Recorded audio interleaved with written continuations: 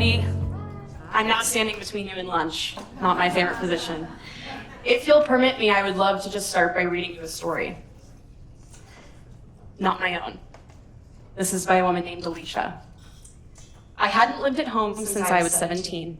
After going to college in bustling New York City, I lived in the Northeast for a total of 26 years. I crafted a comfortable life with a job I enjoyed, friends with whom I loved spending time, and I gave birth to a daughter who is my twin flame. I kept in touch with my maternal grandmother and my father back home, as I was very close emotionally to both of them. So I visited home from time to time, but these visits were few and far between as I was fully immersed in my life and in raising my daughter. I could not have been happier until I wasn't. I had a nagging feeling that despite all the bells and whistles in my life, I needed to move back home. The vision that kept presenting itself to me was one of a window closing. I knew that if I didn't stop and move right then, something would happen that I would regret for the rest of my life. This epiphany was very disturbing to me, and it shook me to my core. I'm a consummate list maker and deliberator, but still I had this nagging feeling that I couldn't shake, and I knew I had to move. So I did. I left my job, my friends, my life, and I moved back home. It was not an easy transition. However, time would show me that this was in fact the only decision I could have made, as my father needed significant medical attention, and voila, I was there to support him. For 10 years, I enjoyed my family and my hometown, and I spent a lot of time with them. I also realized how much time I had missed, how much they had to do without me. Simple things like going to the grocery store or organizing doctor's visits. Both my grandmother and my father are extremely independent elders, and yet they didn't ask for anything. However, I felt completely guilty for not having visited more, for not getting all the hugs that I could, for not sitting with them outside and enjoying breezes. How many breezes had I missed anyways? In 2022, both my grandmother and my father became seriously ill at the same time. They were in 2 different hospitals, and in my anxiety, my sadness, and gratitude, I was determined to support both of them. I left my job. Not because I wanted to, but because I had to. My soul was crying out to me, and I knew that I had to give my undivided attention to my family. I made the decision to do so without guilt regarding my professional position, career goals, or standing in my community. This was the best and the absolute hardest decision in life change that I've made thus far in my 55 years. It's not been an easy road, far from it. My life looks very different now. Rather than hanging out with friends, you can find me on the sofa watching action movies with my dad. Rather than working as a professional with a slam dunk retirement package, I started teaching writing and science classes. Amid doctor's visits, medicine distribution, and general mood lifting for my dad, I had to think deeply about what I needed to do to protect my peace and soothe my own soul while I care for my father through his multiple health issues. Interestingly, after apprenticing with a beekeeper friend, my dad encouraged me to get my own hives. Thus, I became a beekeeper. I find the moments in the hives, communing with the bees, talking to them, and vibrating with them at middle C does the trick. It gives me the reprieve necessary to support my dad and myself as we both come face to face with the notion of death while still embracing life. Life and death are present each day as I immerse myself in the natural world, and I learn to take the good with the not so good. I try to keep vibrating as the bees do, to keep my soul in harmony and my mind clear. I'm not shoulder to the wheel pushing through the next thing as I used to be. Rather, I'm embracing, feeling, and practicing immense gratitude as I attempt to vibrate like the bees in middle C. What a story. Can anyone resonate with any of the themes in Alicia's story? Sacrifice, ambition, love, loss, grief, rebirth. This is just one story of over 50 that I collected as part of an ethnographic exploration I did last year on modern midlife womanhood. This is part of my role as head of listening at an early stage venture capital firm based on backing entrepreneurs who are consumer obsessed and trying to make real change for audiences we're passionate about. And Midlife Women, we roughly 37 to 62, was an audience that we spent the last half year really getting to know and understand. Looking to unpack what it means to be, to stay, and to truly feel well in midlife. You can pick up in your goodie bag a copy of Mindsets from the Middle, which is the report I wrote about these stories that I collected. It's a synthesis of what we heard and learned through the stories about this life stage and why this life stage is so complicated. I started by trying to explore the health and wellness category for this audience. I kind of expected that my research would result in a tidy picture of what wellness means for women in midlife. We could talk yoga and supplements and pharmaceuticals, nutraceuticals. But when I invited women to truly tell their story in their own way, in their own words, and without interruption, I got a very different view into what it means to be well and feel well in midlife. And it totally transformed our investment thesis on backing women who are in this life stage and on entrepreneurs that are looking to serve this audience. I want to share with you just one insight that came out of that work, but I will quickly flash up the kind of 4 big ideas that came in it, and I invite you to read it and find me, and we can chat about it. Find me on LinkedIn. I love to chat more about what I learned. The one I want to talk about is a phenomenon that I saw over and over again in the stories of midlife women, and that is a story of self-treatment. This is a woman's tendency to do just about everything that is in her control, to hack, to make do, to build a patchwork system of support to get through before seeking out alternative solutions. I'm seeing some smiles. Raise your hand if you resonate with the idea of self-treatment, or if self-treatment is something that you do in your day-to-day life. Okay, we'll work on it. Melody Roberts, who is the co-founder and CEO of a brand called Live Labs, which is an incontinence brand, I think summarized self-treatment beautifully. And I'm going to turn around so I can read the quote. She says, for most women, discovering that you're leaking is unfortunate, and it leads to avoiding things that make you leak. That's self-treatment. People say, I never get on a trampoline or go for a jog. I don't even go to a comedy club. Or they think, I only leak when I work out, so I'll do that in the basement of my home, in dark leggings. I heard that multiple times. And in our exploration of self-treatment, I spoke with both midlife women, founders building for midlife women, and experts in midlife women. And I learned that we have 5 key drivers that are actually causing our tendency to self-treat. The first I want to talk about is the biggest, which we've already alluded to here. We majorly lack credible clinical research on women's minds and bodies. It was not until 1993 that women were even required to participate in clinical studies in the US. And that followed a nearly 20-year period of time where women of childbearing age, which by the way is quite a wide array of our life, were banned from participating in clinical studies. So we, in fact, do not know a lot about the woman's mind and body, and it shows.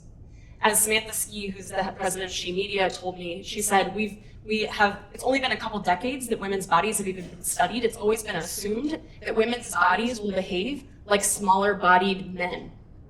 That is what we are using as our reference point. So we have a lot of catching up to do, and there is some momentum in the space that is quite exciting.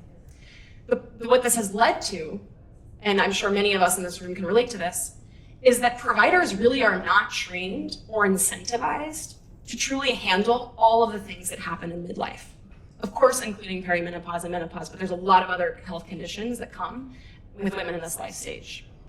There's a study done in 2019 of medical residents across a couple of different disciplines. And these medical residents, more than 20% of them reported never having had a single lecture on menopause in their time in med school. And less than 7% of them said they felt comfortable and adequately prepared to even counsel a woman in perimenopause or menopause. Problematic. Understandable maybe against the backdrop of the dearth of research we have. The third reason why we saw women maybe uniquely positioned to self-treat is that also as a result of this, that womanhood, I kept hearing over and over again, women were talking about womanhood like it was an oral tradition passed down through the women before us. Our conceptions and notions of what it means to even be a woman and what we should expect in return for that comes from our aunts and our moms and our grandmothers and the women we see in society. That can be really powerful. Story, as my whole career shows, story is super powerful. But as Megan Doyle, who's the CEO and co-founder of Cardam Health, shared, anecdotal evidence alone is extremely problematic because we don't know how common something is, but those stories are really powerful. So we rely on anecdotal evidence to figure out how we should continue to get by. The fourth reason we saw driving self-treatment is really that pain and suffering are seen as a very natural part of the woman's existence. There was a fantastic article I hope that many of you read in the New York Times Magazine by Susan Dominus on menopause. If you have not read it, I highly encourage you do. And what she said, she quoted Rebecca Thurston, who's a doctor who's known, very educated on menopause, when she talked about how we have a high cultural tolerance for women's suffering. It does not matter to us that women suffer. All of us come into our periods or fertility journey or pregnancy or postpartum or perimenopause or menopause or heart disease or cancer with the assumption that to be a woman is to be in pain. That's problematic. I'm so sorry, I went above the green line. Thank you. Thank you, I'm so sorry, camera. Okay, the fifth reason why women are self-treating, as we heard. This is important. The physiological transformations that happen in midlife, again, from fertility through pregnancy, postpartum, perimenopause, and menopause, there's a lot going on in the body at the time. And it makes it very hard to attribute what is truly due to womanhood, due to perimenopause. We know the average age of menopause in the US is 51. But as I hope everyone in this room knows, menopause is one day, a year after your final period. It's the 8 to 10 years leading up to menopause that is perimenopause, when your estrogen levels are ebbing and flowing and changing, and you are a spectrum of over 35, I think now we're up to 45 different potential symptoms related to perimenopause, and they're changing every day. That is the period of time when things feel very confusing and very hard to attribute to what's happening in your body. So it makes it harder, and what do? We self-treat as a result. So against this backdrop of self-treatment, as a consumer investor, my question is, well, what can we do to actually promote real and sustained behavior change, knowing that there is this tendency to self-treat? And that's the question I've been sitting with, really for the last 6 months. Actually, before I do that, there's a fantastic story, a quote here I just want to share from Shannon Field, who's the CEO and founder of Sochi. She told me perimenopausal women wake up at 3 a.m. with cortisol raging through their bodies, and we think, I must be stressed. There's a lot of reasons I could be stressed. We think, I have a lot on my mind. But she says it's a chicken and an egg problem. The reason why we're waking up is not because we're stressed and not because we're poorly coping with our lives, it's because we have cortisol raging through our bodies. So it actually makes physical sense why we're having this reaction, and it makes it really, really hard to attribute that, our lives and what's happening in our lives, to that because of the real how much these symptoms show up in our day-to-days. So now I'm going to go back. The question on my mind is, how do we unlock real behavior change up against this backdrop? And one of the questions I had in my mind is, okay, well, let's talk about it more. I love that menopause, the word menopause, has already been dropped. I just did it 15 times, but it was already dropped before I got up here today. Yeah. Talking about it is incredible. And I wondered if talking about it and normalizing these topics is enough to really, truly change behavior. What I maybe expected to see was a direct linear correlation between normalization, so how normal or acceptable something is in society, and how motivated women are to change their behavior. This was, unfortunately, as complex as women are, this was not what I found. What I saw in research was really a U-curve, which is what you see on the right here, which I think I'm standing in front of and you might not be able to see, but check the report, where as a topic, starting out when a topic is not normalized, we're not talking about it. I'll use urinary incontinence for a second. When we don't talk about things that a lot of people experience, it's actually very motivating. But we only are motivated by shame. So that's really not a sustainable or positive change, but we are willing to act. As we move down the normalization curve and we start to talk about subjects that maybe are taboo, I actually saw women's motivation wane, fall into what I call a trough of acceptance. Because unfortunately, normalcy is very demotivating. When something's wrong with you, you go to Google and you say, is this normal? And when you find out that it is, you stop looking. This is what we call the normal common trap, which is the belief that we conflate that something is common, as in happens and exists for a lot of people, and that we assume that it is therefore normal. And so we don't have to do anything about it. This has led to a lot of women caught in the trough of acceptance, I think, as it comes to women's health, especially in this life stage. But I think the power is if we continue to normalize the subject, so that we're not just normalizing having a symptom or having a problem, but we're normalizing doing something about it, we can move back up beyond the trough of acceptance to a real place of behavior change rooted in empowerment. And that is what I see a lot of, I think, women's health brands now doing, but it is a lot of work to get down that normalization curve out of that trough of acceptance from just saying it's normal to leak when you laugh, or it's normal to leak when you sneeze, which if I ask this room, who here leaks a little bit when they sneeze or laugh, I won't ask you to raise your hands. But I imagine it's a lot of women in this room do. When we actually say, okay, now what do we do about it? How do we make real change? And so my call as a brand and consumer-obsessed investor is how do we move people up that change curve? And that's the work of a lot of great consumer brands in this space. The thing that I will end with, and then I want to leave some space for question and answer. We have about 5 minutes, maybe a little bit more, depending on what they allow me. Dan promised more. No, I'm just kidding. Is that changing the narrative alone? Thank you. Changing the narrative alone does not make the change, but it's a really important first step. And so how do we get past normalizing that we are dealing with something to actually normalizing seeking out treatment and getting what we need from it? So with that, I will leave the floor open for questions, for stories and experiences that you all have had. If any of this has resonated with you, or if you have any questions about the work that we did as part of our work at Listen, let me know. Thank you.